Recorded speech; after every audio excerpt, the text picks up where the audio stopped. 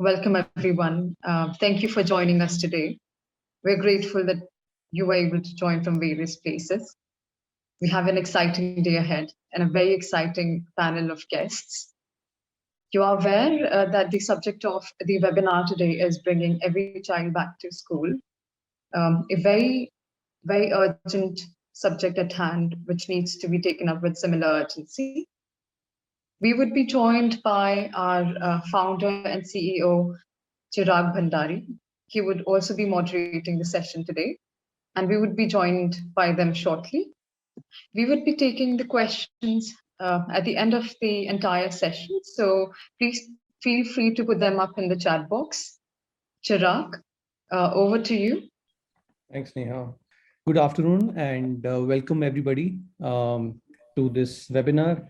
Um, as I, as you know, the topic for the today's webinar is no child being left behind. And as I talk to you this moment, another child has dropped out because of lack of basic amenities or infrastructure uh, at school.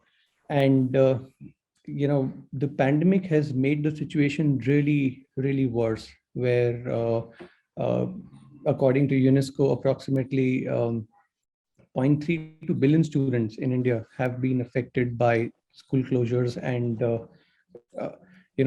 of these, about 84% are in rural areas, and while 70% are attending government schools. uh, there are various studies which are suggesting that post-COVID, the dropout rates would be very high.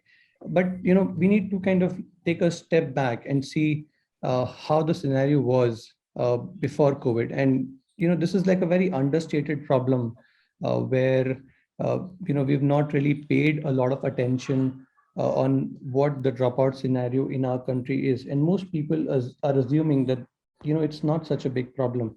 But if you would look at data and statistics, district wise, state wise, you'd be surprised with the numbers that are there.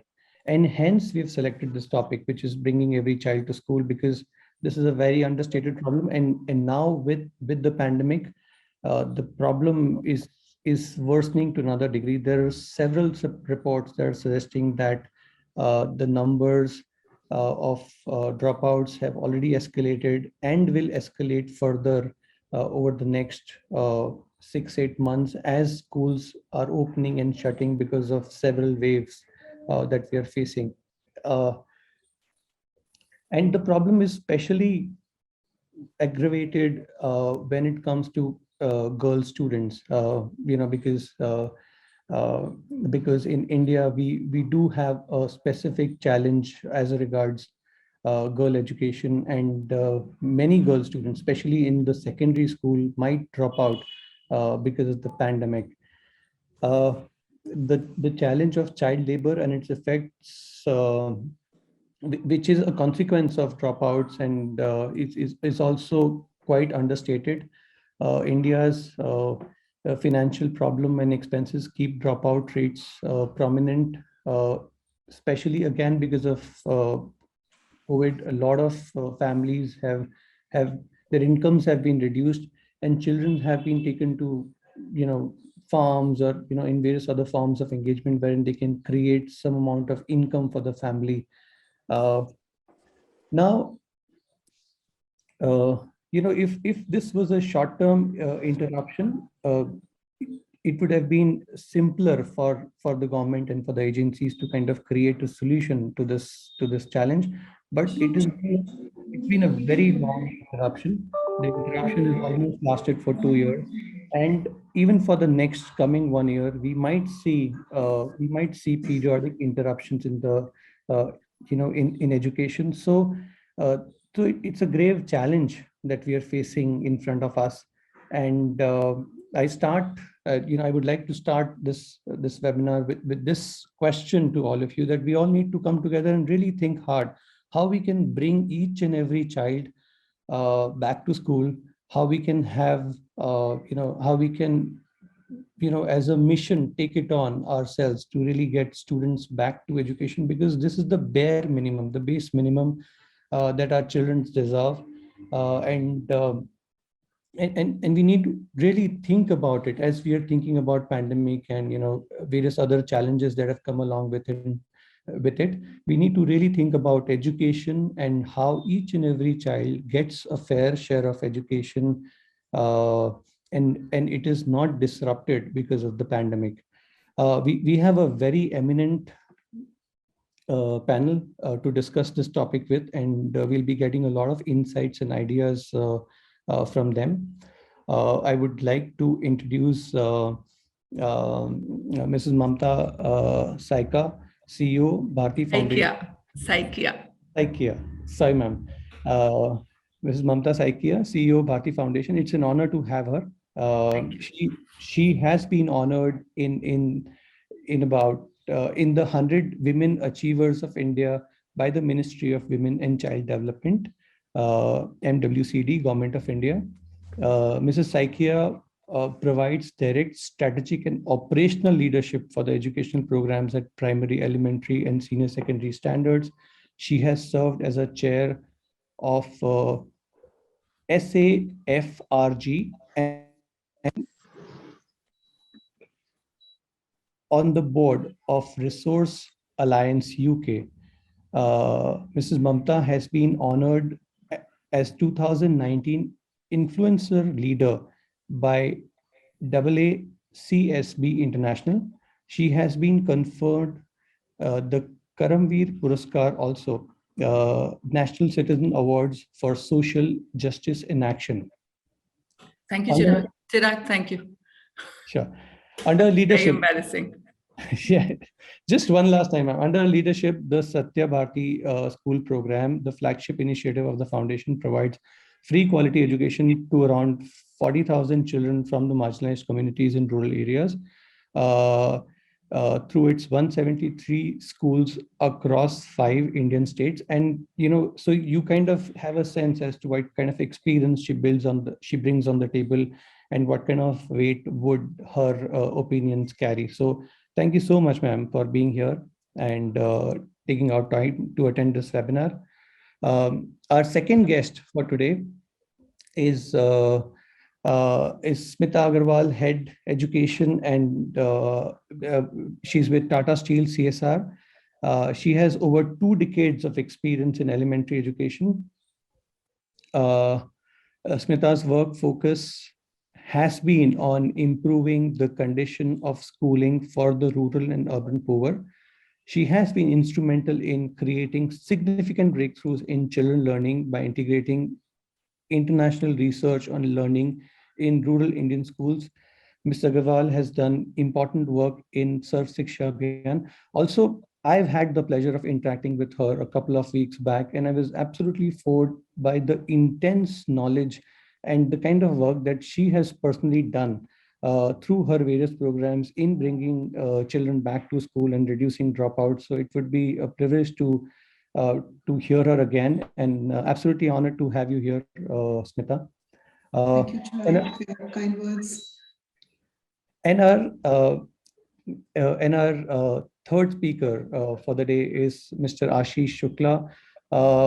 Mr. Ashish Shukla leads the program operations at India Education Collective. Mr. Shukla manages quality learning for government schools in 4 states: Bihar, Chhattisgarh, Uttarakhand, and Uttar Pradesh. Prior to this, in his tenure of 7 years as a state coordinator at Prajayatna, Ashish ji was instrumental in facilitating decentralization of education, governance, and quality learning in government schools. I have had the honor of interacting with Mr. Ashish, and I was absolutely floored by the clarity and by the very simple and very simplistic understanding of what really needs to be done to be able to deliver good quality competency-based learning to students at grassroots level at scale. Ashish ji brings that understanding and has a very detailed experience of how we can make education exciting, engaging, and reduce dropouts for students. So welcome, Ashish ji. It's an honor to have you. Thank you, Chirag. Shukriya. All right. So with that said, and having the panel introduced, I would not hold back, and I would like to straight away jump to our first speaker, uh, Smita Agarwal. And Smita, it's like I said, it's an honor to have you, and I would like to just create a context of your understanding of this challenge and how you have looked at solving this challenge in spaces where you have kind of implemented the program. Over to you, Smita. Thank you, Chirag. So, first of all, it's a very important topic. It has always been a big challenge, children being out of school, and like you have rightly said, across the world, it's the challenges aggravated to such levels that people are really floundering under it as to really how to handle it and what to do about children's learning. So the pandemic has thrown a whole new dimension to the challenge. But unless we look at the challenge itself, even prior to the pandemic, we may not be able to really address the issue that pandemic has further aggravated. So what I would like to start by saying is that I have worked, my work has mostly been with very large scale programs. I was part of the Lok Jambish program that was run across the entire state of Rajasthan. Then I was part of DPEP and Sarv Shiksha Abhiyan, which initially covered 18 states of the country and later expanded to the entire country. And even beyond that, I worked with the American India Foundation, again on large scale initiatives, although this was on government, but and finally now with Tata Steel Foundation. So I come from a whole perspective of scale. Now, if we look at child labor, we have to look at the caste system in India. Child labor is very much linked with or children who are out of school. Basically, if you see, predominantly these children belong to the Dalit and Adivasi communities. That is a fact, and that is borne out by all the data in the country.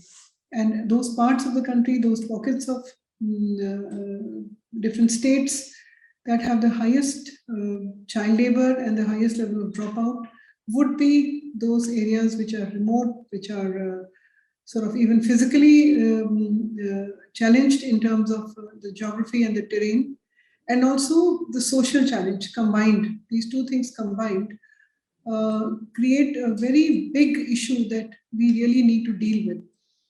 I'll give you a small example, a small illustration, database illustration, why I say that it's very much linked with the caste issue in the country is that in Tata Steel, we've been working for the last 7 years.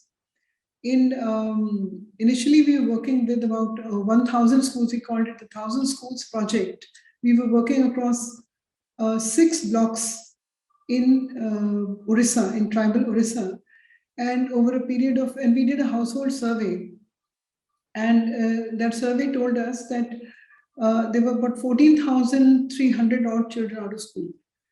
These children eventually brought all of them back into school, and we can go into how we did that, what was the strategy and so on. But when we looked at the social composition of these children who were out of school, any guesses from anybody, what was the percentage? The percentage was 97% belonged to mainly tribal communities, because these are tribal dominated areas, and the rest were Dalits. And so this is so it's almost as if the system without any intervention has become designed to exclude children from Dalit and Adivasi communities. So this is one of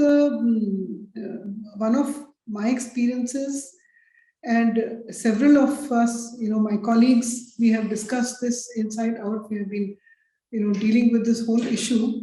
Many other programs, if you look at the NB Foundation program in the south, in Hyderabad, and now of course spread all over the country.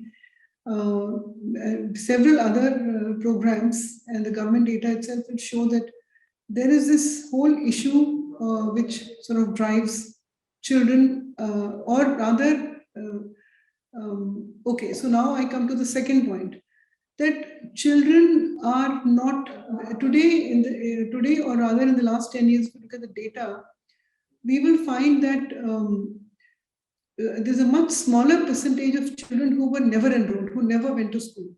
The much larger percentage is of children who went to school but dropped out. So what happened? Even the poorest of the poor parents, the most marginalized and excluded categories of community people, sent their children to school. But the children dropped out because the school could not retain them. So the onus of dropout lies with the schooling system in some form. Because as this data, again, I'm repeating, that never enrolled children onus is on the families. They did not send their children to school.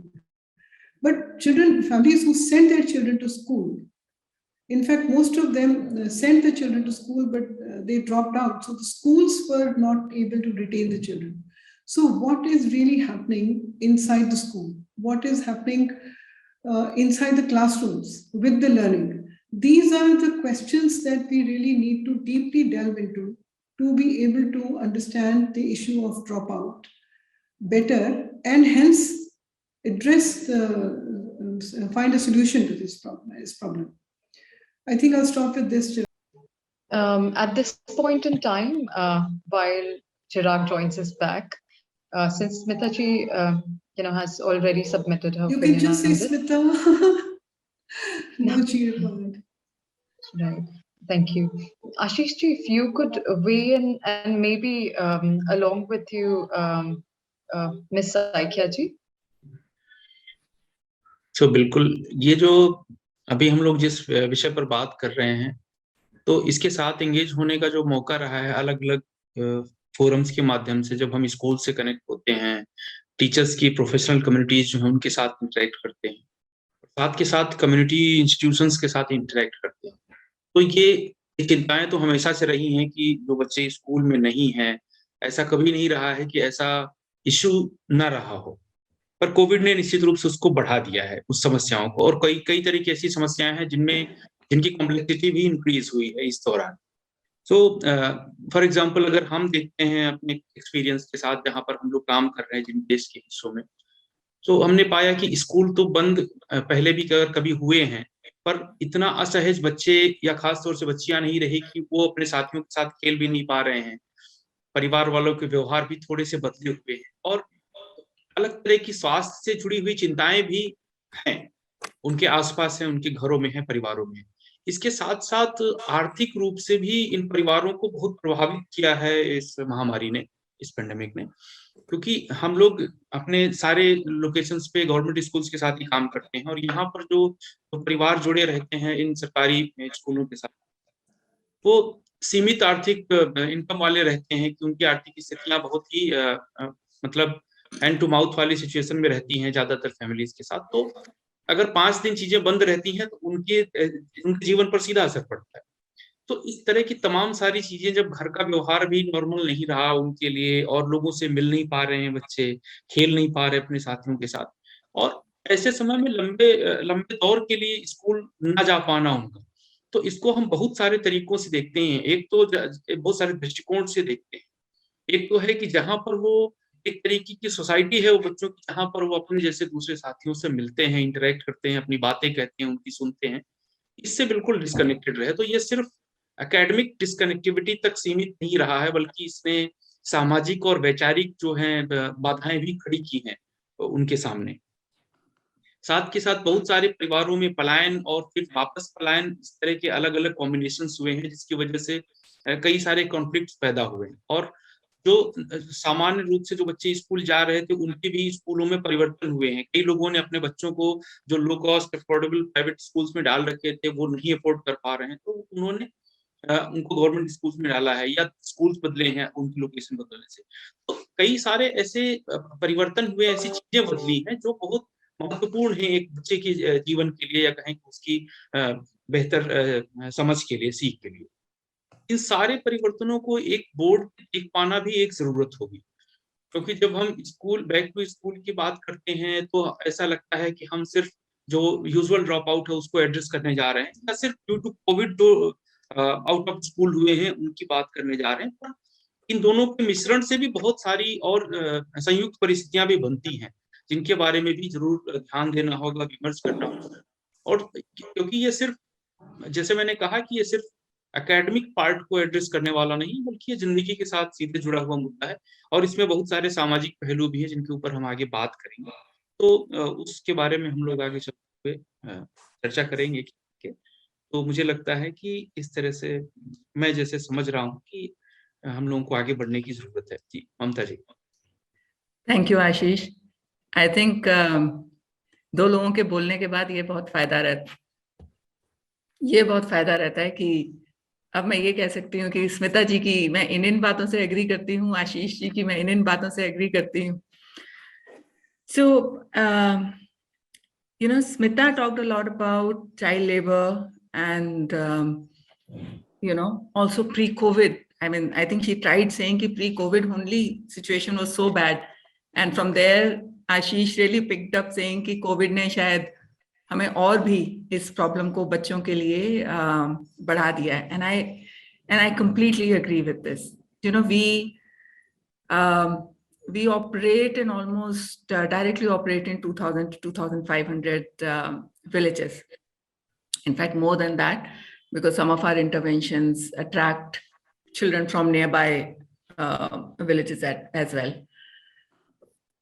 So I focus a lot more on during COVID time, and I don't know if I can call it after COVID, because we are again after schools open, अब एक और wave आ गई है और फिर से schools बंद हो गए हैं. So what is it that children are going through? पहले स्मिता जी ने बात की, बच्चे होते थे जो स्कूल में कभी ज्वाइन ही नहीं किया. There were kids जिन्होंने स्कूल ज्वाइन किया और वो ड्रॉप आउट हो गए. There were also kids जो स्कूल में एनरोल्ड होते थे, शायद 15 दिन में एक दिन स्कूल आते थे. Very irregular students. और नाम के लिए उनका दाखिला होता था, कभी कभी स्कूल आया भी करते थे, but they were really not learning because they were not in schools on regular basis. आज क्या हो रहा है? इवन जो बच्चे शायद रेगुलरली स्कूल जाया करते थे, और इसमें मैं गवर्नमेंट स्कूल्स ही नहीं, I will also include private school children in this category. इन सब बच्चों ने तकरीबन 1 साल से ये लोग स्कूल नहीं आए हैं, राइट? अगर हम गवर्नमेंट स्कूल्स के बच्चों पे फोकस करें, 1 साल से ऊपर हो गया है कि इनकी रेगुलर पढ़ाई नहीं हुई है. तो हम लोग पहले बात किया करते थे कि 4th क्लास के बच्चे को इतना आता है, 5th क्लास के बच्चे को इतना आता है. आज ये हो गया है कि उन्हें जो 1.5 साल पहले जितना आता था वो उससे भी पीछे चले गए हैं. There is actually a regression in learning levels. Second बहुत इंपॉर्टेंट बात जो आशीष ने कही, इस 1-1.5 साल में इन बच्चों ने अपने घर में बहुत कुछ देखा है. You see, as educationists, as people who are in schools, we know that when a child leaves house and comes to school, the child tends to get engaged in school activities, studies, games, etc. And you tend to forget or leave your house and the stresses in the house behind. हमारे बच्चे underprivileged families से आते हैं, so there are a lot of health issues and other issues that are that are being talked about at home.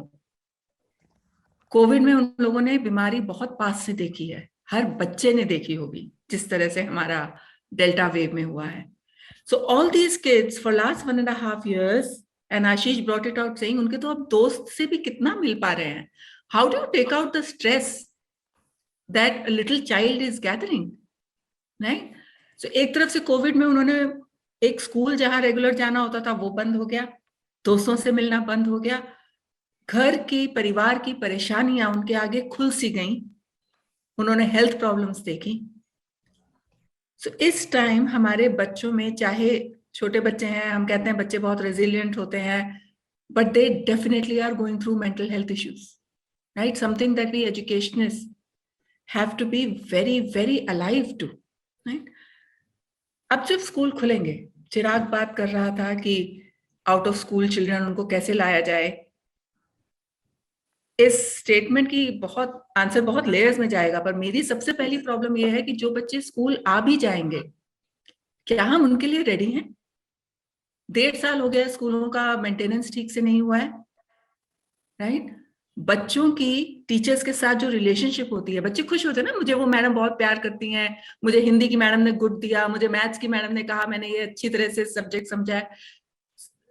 Children come to schools because they have these wonderful relationships with their teacher. Those relationships are gone, right? Parents PTMs में जब आते थे, उनका belief पड़ता था schools में, teachers में, कि इस स्कूल में क्या पढ़ाया जा रहा है. और मैं एक ब्रश में नहीं करूंगी सारे ही स्कूल्स को कि गवर्नमेंट स्कूल्स में ऐसा नहीं होता. बहुत अच्छे गवर्नमेंट स्कूल्स हैं. There are lot of committed teachers who used to keep their parents fully informed and engaged in their student studies. Those relationships are gone. Your teachers are under mental health, stress. Teachers के लिए पिछले 1.5 साल आसान नहीं रहे हैं. कितनी teachers ने कोविड ड्यूटी दी है? हम लोगों ने अपने टीचर्स को वर्चुअल टीचिंग के लिए कभी तैयार नहीं किया. टीचर्स ने फोन ले लेके टीच किया है बच्चों को. उन्होंने खुद समझा है कि मैं कैसे वीडियो पे क्लासेस लूंगी. उन्होंने खुद समझा है कि मैं यूट्यूब में किस तरह से अच्छा मटेरियल डाउनलोड करके बच्चों को भेजूंगी. Teachers have gone through huge struggle in addition to looking after their family or sick in their family, right? This time schooling system has to look at coming back to schools in a very holistic manner, which should include mental health as a very big pillar. Now let's come to children who are not in schools. I completely agree with Smita ji. देखिए, ऐसा हो रहा है कि हमें पता है कि गवर्नमेंट स्कूल्स की एनरोलमेंट इस टाइम बढ़ रही है बिकॉज काफी छोटे प्राइवेट स्कूल हैं, शायद वो बंद हो रहे हैं.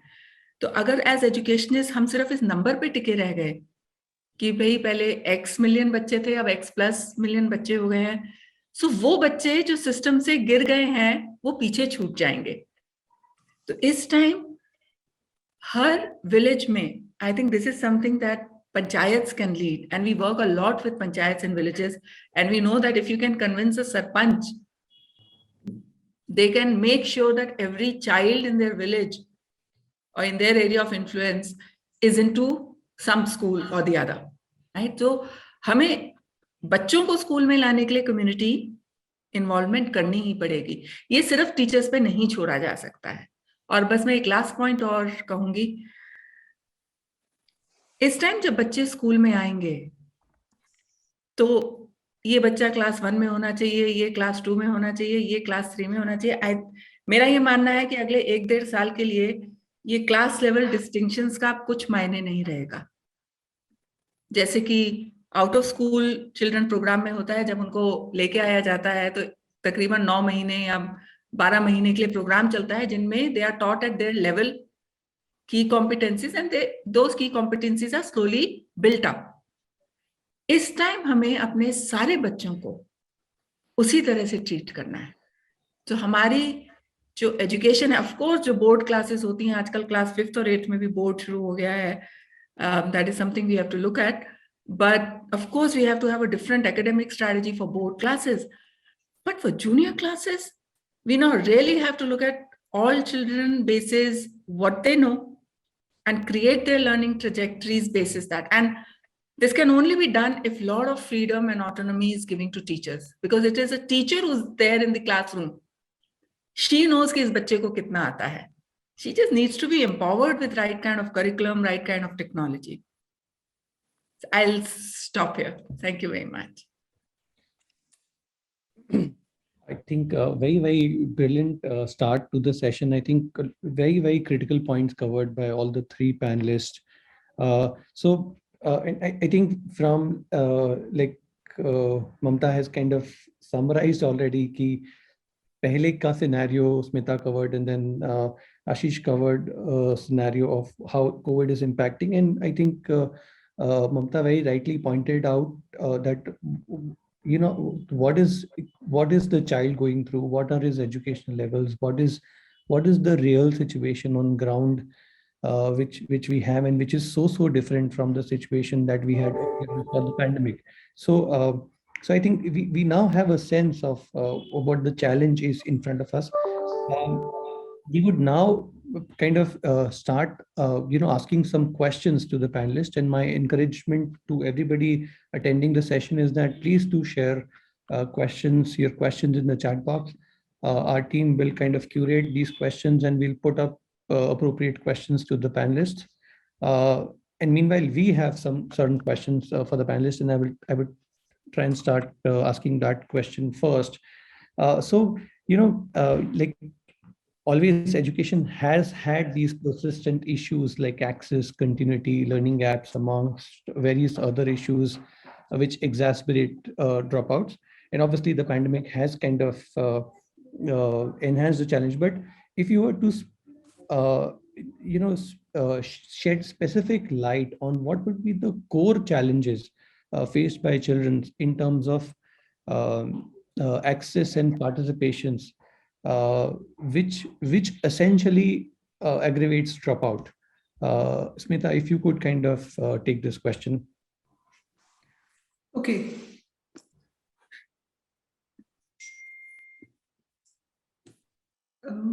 Thanks, Chirag. Thanks to all the panelists. I completely agree with the point, especially made by Mamta, that there will be no distinction between children when they come back to school, between different grades. And only the teacher knows the best, where, at what level the child is, because, and how we empower the teachers with curriculum and with technology is what will determine how these things go ahead, and how we recover some of the, not some, an enormous amount of the loss that children had faced with learning. So I will answer the question in, can you please repeat the last line that you said, Chirag? I lost you a little bit. Last time was that if you were to kind of shed some light on what would be the core, what are the specific core challenges in terms of access, participation, etc., which lead to dropouts, which can be addressed. Yeah. Right. Okay. So again, I will speak a little bit on the regular things, the pre-pandemic stuff, and then I will try to link it with the pandemic and how to address the current challenge. So, see, we have been working on learning inside the classroom, and we find that the moment you change the classroom, of course, a lot has to be changed in the school itself. The school is, a lot of the public schools are not functional, not even functional. They open late, they close early. There is no proper timetable that is followed. There's schools after schools that don't have an assembly or a sports period, and teachers are sort of outside the classroom. They're doing some other stuff. Children, if at all there is teaching, learning happening, it's happening at the higher level classes. If it's a primary school, then teachers are teaching more the 4th and the 5th grade. 1st and 2nd are totally neglected, which are the foundational grades, which are the core grades, which in Western countries have specially trained teachers, because teaching a child to read and write is a much bigger challenge than teaching science to a class 5 child, if the basics are strong. But our schools, first of all, looking at a school in two ways. One is the school functionality itself, whether the school runs properly, whether the midday meal and all the other things that are supposed to be there, the campus, everything is proper, the timetable, the PTAs. I mean, hardly any government schools have PTAs. In most of the states, these things are totally non-existent. The SMCs are also not that. So that is a functioning part. But then further down you go, it's a classroom. What is really happening inside the classroom? The classes, the grades, the age group of children that need the maximum attention get actually the least attention. Children of grades 1 and 2 are totally neglected. As this, and the children, 1 and 2 is the time when they really learn to read and write. And they use this learning, this foundational learning, to be able to read to learn. So as David Rose, the Australian scholar, professor, has beautifully broken it up into learning to read is the first 2 years, and reading to learn then is the future of learning. But if children do not learn to read, if they don't cross that barrier, then they cannot read to learn. So if children have reached grades 4, 5, 6 and have not learned to read, they just sit with their books drawing a blank. They have no comprehension, and so many new subjects are getting introduced. The texts are becoming heavier, and children are literally faced with trauma. And I'm talking about first generation learners. I'm talking of children whose parents are not literate, who there is no home support available for them. And the school is the only thing available to them. If the school is not able to fulfill its role, then you are creating a situation where a child will either drop out of school or stay in school and go into the rote learning mode. So what happens is teachers also, higher class teachers, their complaint is कि हम बच्चे को पढ़ना लिखना सिखाएं, कि हम बच्चे को उसके सब्जेक्ट का matter पढ़ाएं. So do we do the grade 1 and 2 stuff, or we do the grade 4, 5, 6, 7 stuff? That is the challenge the teachers face. So willy-nilly, they start making children cram and mug up and copy. So two things happen. Either children drop out of school, or they go from class to class without any meaning making, without any proper learning, just somehow cramming something, writing some exams. Teachers, when their board exams are called blackboard exams in some states, because you just copy from the blackboard, because teacher has written on the blackboard the answers to the questions. So this is how learning really progresses in schools. So, and there is no home support. We must mind the fact that these are first generation learners. They have no home support. There is no mother sitting with the child every evening for an hour helping her to read and write. So the responsibility on the school is twice as much. Now the thing is that what do we really do? Another issue is that even if the school is running well, even if there are schools where you have very committed teachers, despite this sort of a cynical scenario, who really try to do their best. But the school, what has happened in our country is that the entire research on learning that has taken place in the Western world and in other places, like if you see Singapore, Japan, there's so much research has taken place in the field of learning in the last, say, 2 decades, which has completely bypassed our system. We still use 19th century methods of 1 to 3, 1 to 100, and counting up to 1 to 100, and just ABCD karke. So I have traveled to schools literally all over the country in the end of 90s, early 2000, just to try and understand so much teacher training is happening at the top level. Why is that not reaching the school? Why is the school not changing? The school remains the same. So much change is happening at the top level. Why is it not percolating down to the school? So of course, it's a very long discussion, so I don't want to take up the entirety of that over here. But the point is that the research on learning is not integrated in our classrooms. So even if you teach with all your sincerity, you will still get very limited results. Whereas there are strategies and techniques, pedagogic practices, if those are established in the schools, you see an explosion of learning. The same children in 2 months or 3 months will be learning so much better. Their confidence levels will be high. They would be reading, writing, they'll be talking, they will be doing mathematics. Everything will start happening. So I'm now talking from our work standpoint. We started really working on this whole pedagogic aspect inside the classroom. And we started slowly picking up techniques and strategies from the Western countries, from the other, and adapting them to the rural Indian scenario. And changing the classroom, the way the classrooms run, the way the children are taught in the classrooms, especially language and mathematics at the foundational stage.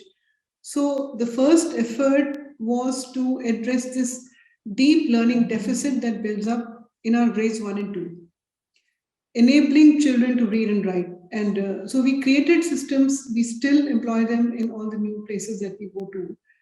In a 5 to 6 month period, you have children who are able to read and write, their confidence is back, everything is working. And then, of course, when they go to higher classes, they're able to do much better. And the attendance shoots up, everything goes up.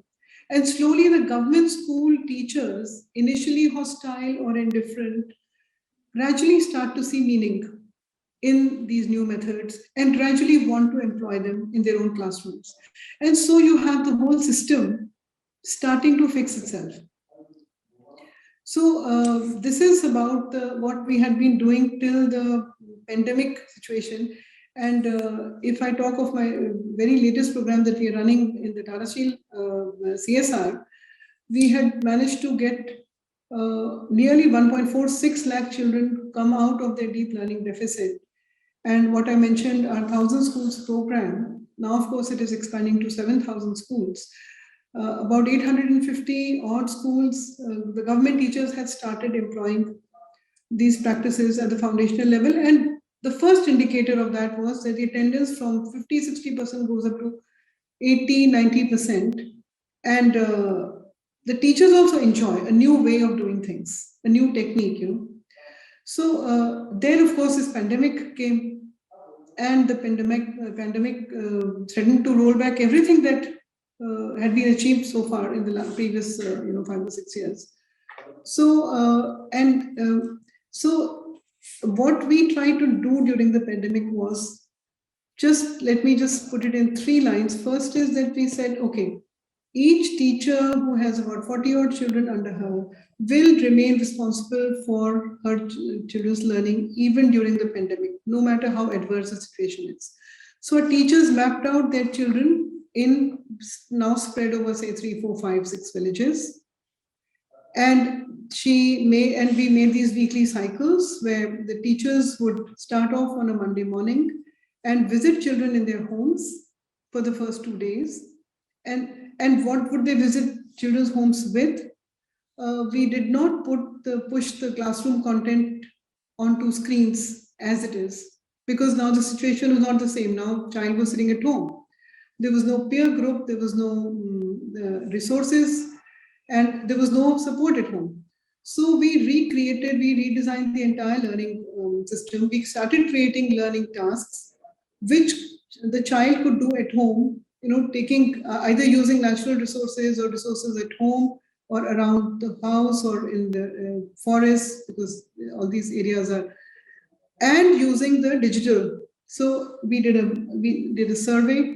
We found about 14% children had access to smartphones, but our teachers had all had smartphones. So some of the tasks were based on searching information on the phone. Some of them were to do with, so basically we started creating these tasks which a child could easily, freely do at home. And the teachers would take a set of 5 to 6 tasks every week on a Monday, distribute them, explain to the children, and by the end of the week, support them, collect the results, what children had done, upload on WhatsApp group. So at all levels above, the supervisors, the instructional planning team, everyone could see. And this would tell us how to move the next week. So we were learning as we were doing. And we found over a period of time that children started getting really engaged. They started enjoying learning in this way. We were collecting data also, weekly data. At the peak, we were reaching 1.5 lakh children. And there were also 3,400 or so teachers and volunteers across all our panchayats, and 5,500 villages we were reaching at the maximum. So this thing has started working out really well. And we have a huge amount of data that we are sitting on of the kind of work that children did. Our reach and response data also we were collecting. How many, say 96% children reached, 94% children responded. Sometimes there'd be local lockdowns, so numbers would go down. Then the monsoon period, again, numbers would go down, and by and large, the whole thing was running. And what we found was that parents were extremely happy because they said, "हमारे बच्चे पढ़ रहे हैं, हमारे बच्चे बहुआ चुनने का जब टाइम आया, तो भी बच्चे महुआ चुनने नहीं गए। बहुत बड़ी तादाद में कुछ एरियाज में बच्चे महुआ चुनने लेबर में चले आते थे। इस बार फिर से वो डर था कि स्कूल तो बंद है, बच्चे जाएंगे, but children did not go because they sat at home and they worked. This So is now, so basically, I would just end by saying that the pandemic taught us a lot, and with teacher time reduced to almost 20% of what it was, but still remaining critically there, we found children becoming self-directed learners. There was autonomy; they planned their own learning. Right from grade 3 to grade 9, children we were able to really address in this manner. correct. So, very interesting points shared by you, Smita, and I would like to pull Mamta and Ashish ji also in the discussion. Mamta, specific question to you. Like Smita spoke about the strategy that she did deployed in the pandemic times, and then obviously some bit of technology also coming in. How do you, what specific actions did you do that really worked? And also, how do you see, your intervention, in the next 6-8 months adapting to this new reality where we are faced with this challenge of dropout? So what is your approach going to be for the next 6 months, or let's say 1 year, to minimize dropouts? You're on mute. Thank you. You asked me two questions, and I won't repeat that what Smita ji painted out so well, because that has been the story. I think all across government teachers have impressed us, the kind of work that they've done. And we have our own schools, Satyabhati schools. There, since these are our teachers, although we have 173 schools, we have 1,400 teachers, but these are Satyabhati school teachers, so they are trained well. I mean, you'll be surprised to know in 48 hours of our first lockdown, our schools were virtually up, and because our teachers have very good connection with parents, and at that stage, 70% of our parents had a smartphone, 30% didn't. We were fortunate because around 2 years back, we had started two processes. One was mobile PTM, so we had started calling our parents for PTM, and whoever had a smartphone, we would download Khan Academy or some good apps, So what happened? Over 2 years, many parents, when they were to buy a new phone, they would buy a smartphone, correct? So we were very lucky that our parents, today, more than 80% of the children are, have a smartphone at home. Not that it means much because when parents go out, they take their phone with them, but at least we had access. So the virtual Satyabhati schools were up in 48 hours.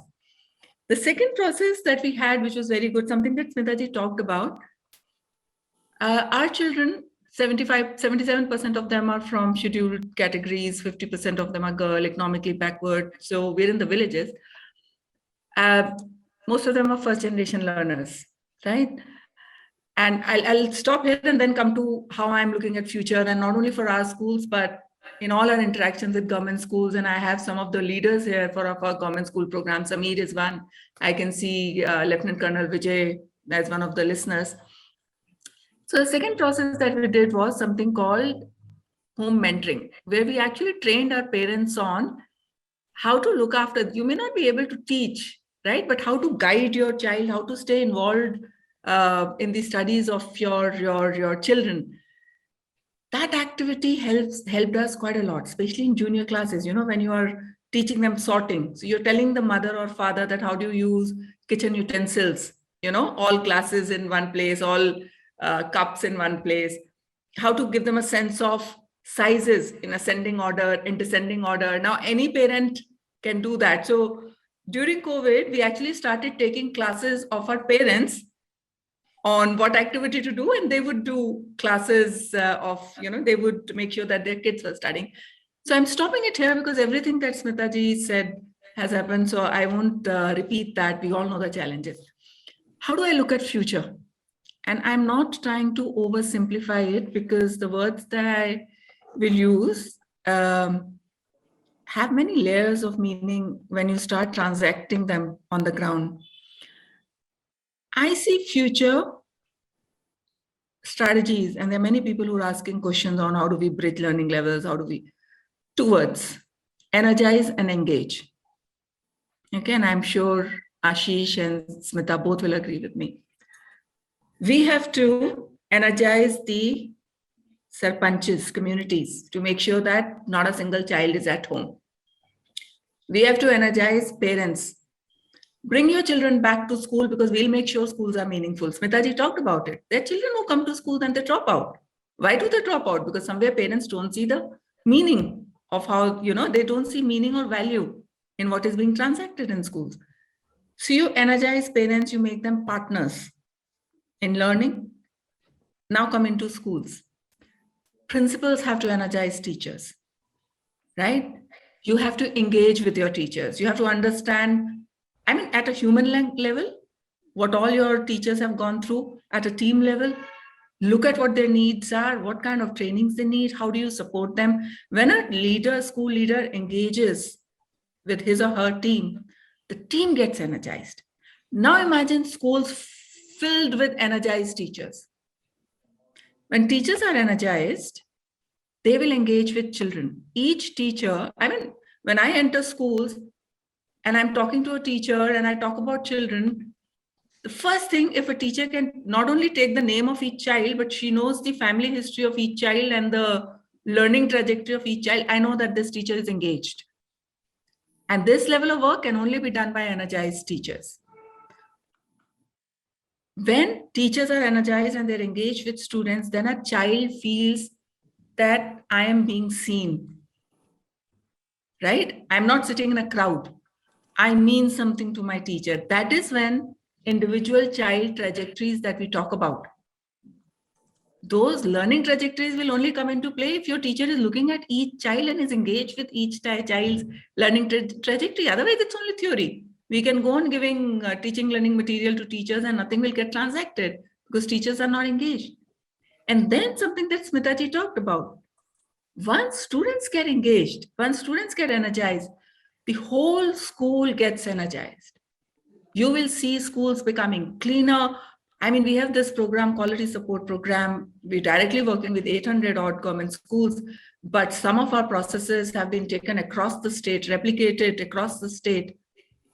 We have seen that when students take leadership, they make sure their schools are cleaner. They make sure their schools are greener. They make sure that there are a lot of activities, in the school. They make sure that children are participating and results are same. Attendance goes up, teachers feel energized, learning levels start to improve. Future is only if we can't bring energy into every stakeholder and if we can't make them engage with their work. And like I said, there are layers and layers of it. A teacher would feel engaged if she has all the tools, teaching, learning material, technology, which she can use to work with children. So these two words may seem simple, but these should guide us in turning the schools around post-COVID or during COVID. Thank you. Thanks, Mamta, for this detailed account. And very quickly to Ashish ji. Ashish ji, this entire scenario also poses specific challenge as regards girl students, because many reports are suggesting that disproportionate number of girl students might be dropped out. So your thoughts on how we can make or how we can engage, because I think both Smita and Mamta spoke about community engagement and how community can play a massive role. So how we can really engage community in a way where girl students with a specific focus can be brought back to school, even the girl in the higher schools and the senior secondary schools. तो इसको हम ऐसे समझते हैं अपने काम के context में, अगर देखें जो वहां से हमको एक्सपीरियंसेस हुए कि जब हम कहते हैं, ये कई बार ये बात होती है कि बहुत सारा लर्निंग लॉस हुआ है, हम इसको कहते हैं कि जो नीड है अभी स्कूल्स को खुद को प्रिपेयर करना है, क्योंकि जो कंटेंट लॉस हुआ है उसको लर्निंग लॉस कहने के बजाय कंटेंट लॉस कहना ज्यादा उपयुक्त समझते हैं।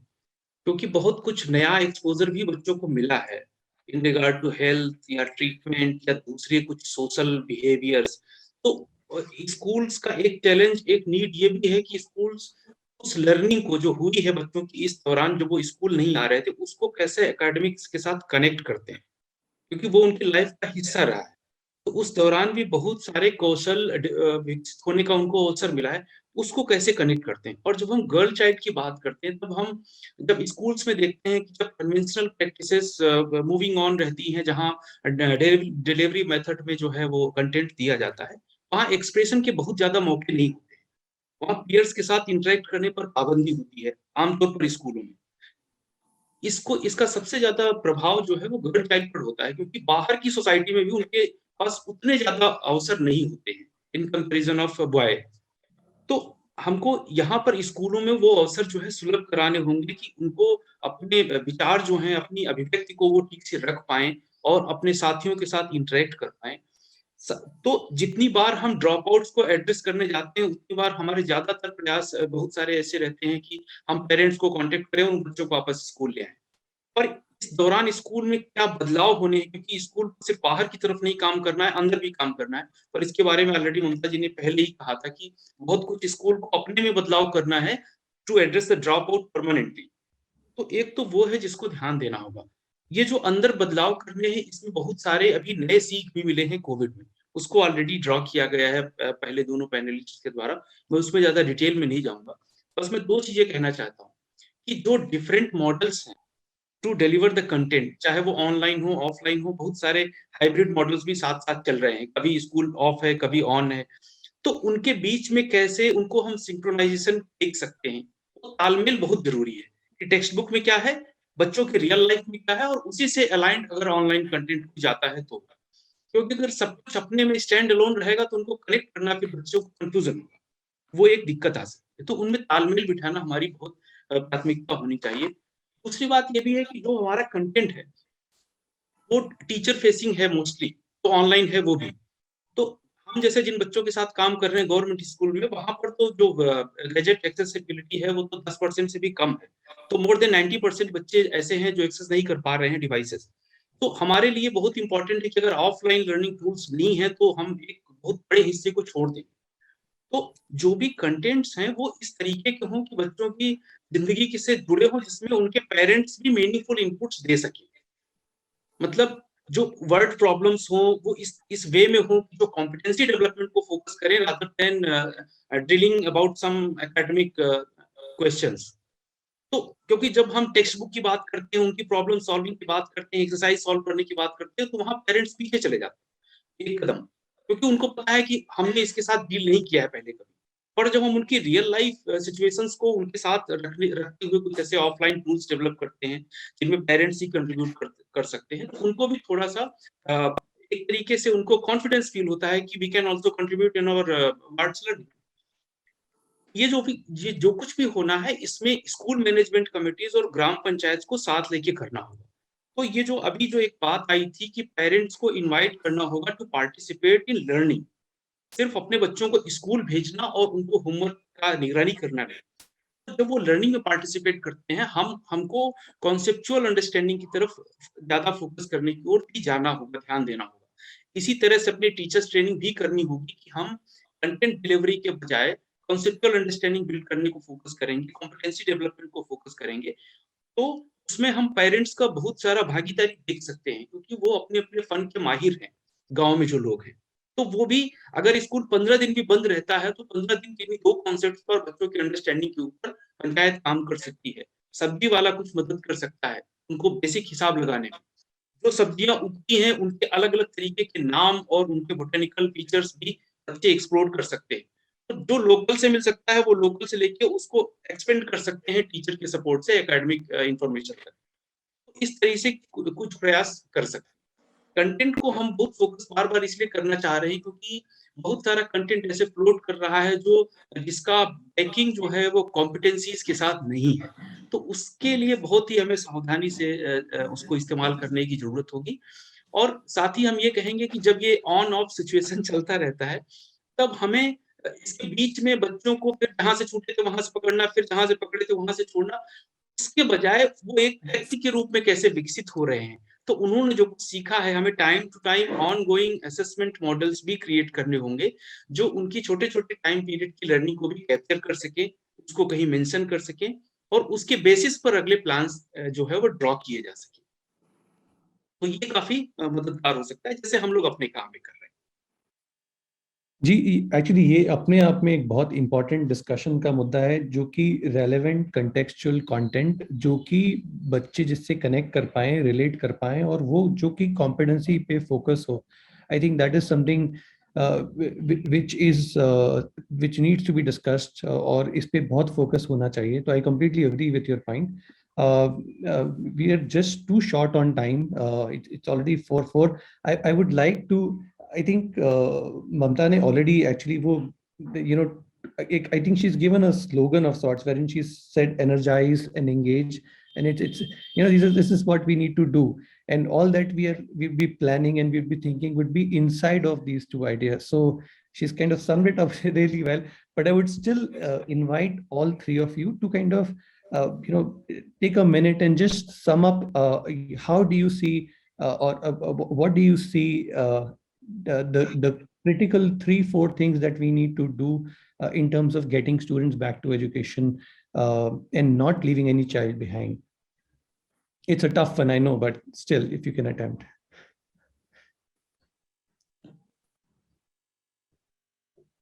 I will start, or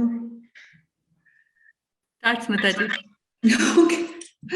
We just had a power cut in the office.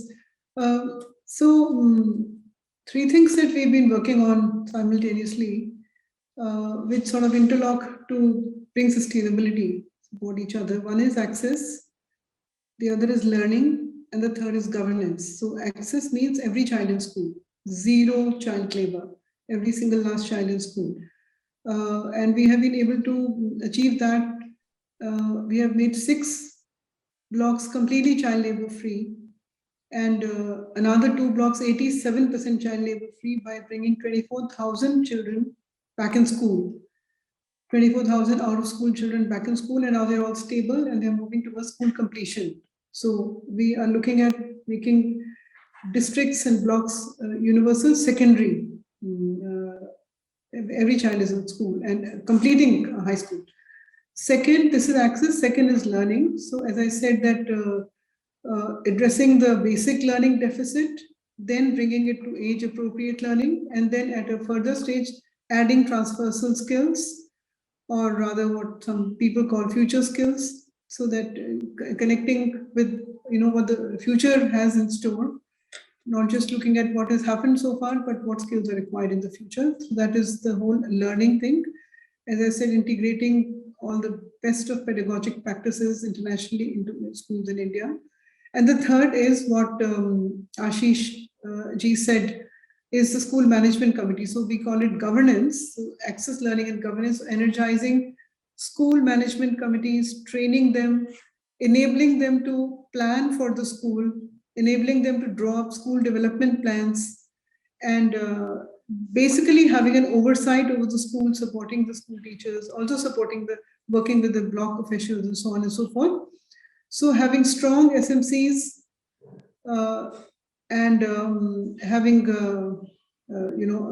every child in school, learning, eliminating learning deficit, ensuring age appropriate learning, and ensuring school completion. And the third is governance. Strong SMC. Thanks, Smita. Mamta, over to you. So Chirag, there are 2-3 questions in the chat box, asking the same, essentially what you asked, but everybody has so there are worries of school opening, reopening, how do we energize and stuff like that. You see, I'm very clear now that as educationists, we'll have to relook at, and this is something that Ashish talked about a little. We'll have to look at how are we defining school. I mean, does school has to be this building? Right? If there is going to be waves, or if it becomes endemic, and we have seen how well there are so many organizations that have done gram shalas, you teach children, you go to the villages and teach children there near their houses. we now have to relook at how are we defining and how are we defining where education is being given to children. Correct? At home, community spaces, also in schools, right?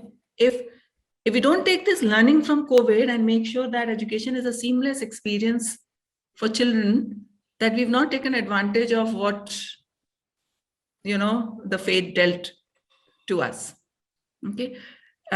Because if we continue to think that, education will only happen when schools will open, so what Smita ji talked about, that children, how the teachers, they made sure that children, she said that we told teachers, whether children come to school or not, education is your responsibility. And that can only happen when the definition of school is no more only limited to brick and mortar building.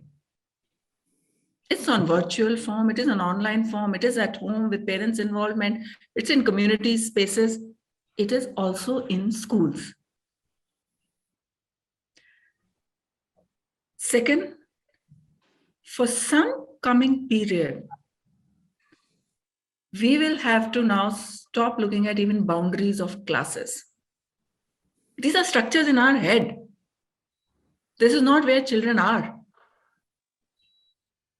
We can have a ladder, we can have a trajectory that how children should study and move forward, but these containments have to now go away.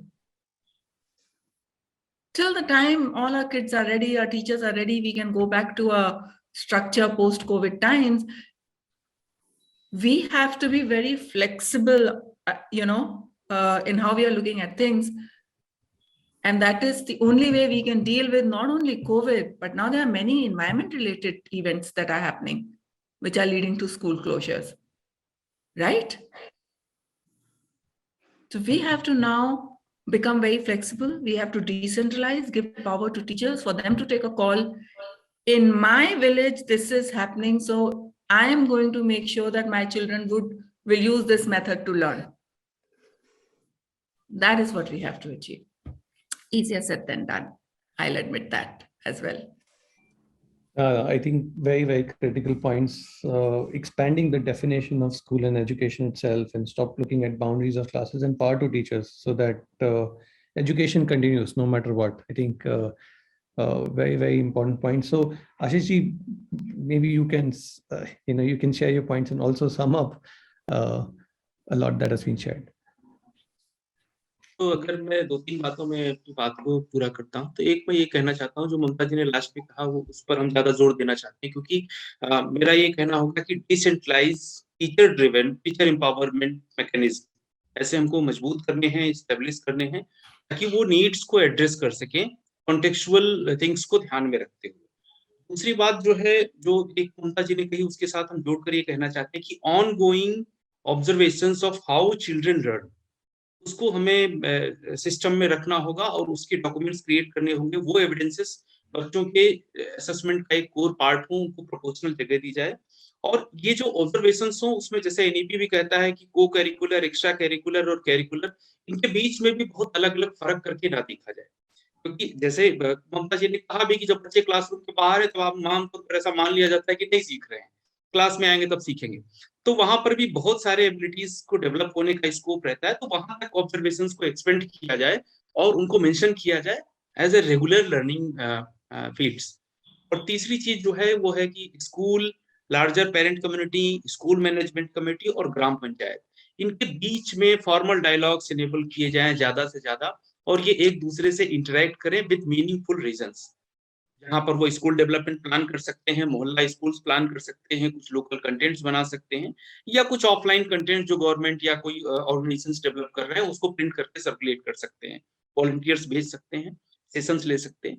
तो ऐसे बहुत सारे मौके हैं। पर जो इस दौरान हम लोगों ने सीखा है, चूंकि आपने कहा है कि उसको कंक्लूड करने के लिए, जो मैंने अभी तक कहा था पहले, तो कोविड में जो हम लोगों ने सीखा है उसको अगर मैं ऐसे देखता हूँ, तो हमें बहुत सारे दूसरे तरकीबों के बारे में भी अपने आप को तैयार करना होगा, जो हम 50 साल से करते हुए आ रहे हैं। जैसे अभी स्मिता जी ने भी कहा था, उसको दोहराते रहने में ही कोई बहादुरी नहीं होगी।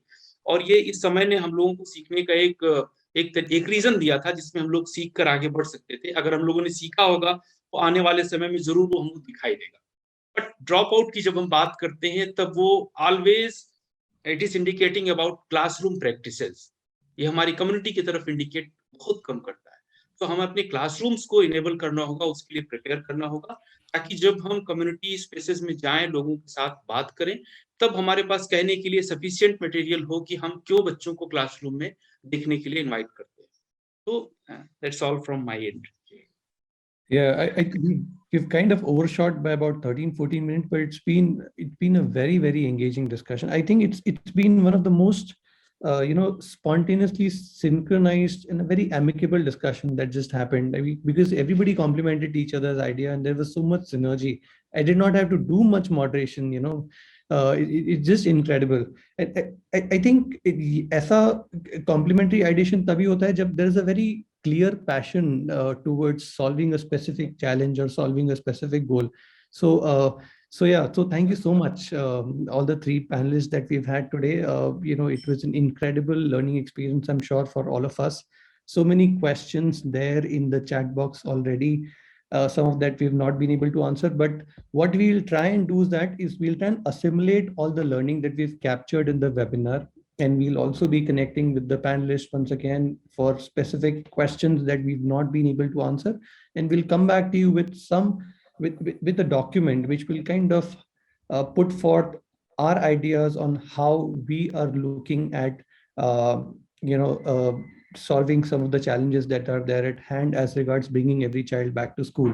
Also, I would like to thank my team. We have a stellar young team at Ennoble, very, very passionate people. So I would like to thank Avni, Neha, Janak, Gaurav, Manjunath, GJ, everybody in the team. Thank you so much for making this possible. And thanks again, panelists. And thank you again, everybody, for attending this webinar.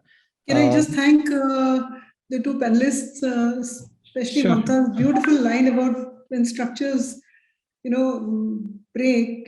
This is a favorite thing that, learning school or textbook is just one of the ways of learning. And pandemic has proved that for those who want to learn, those who don't want to learn still will go back, but learning happens everywhere. And what Ashish said about parents' involvement, I mean, these are amazing things that the pandemic has opened the doors to us for. We have to build on it further.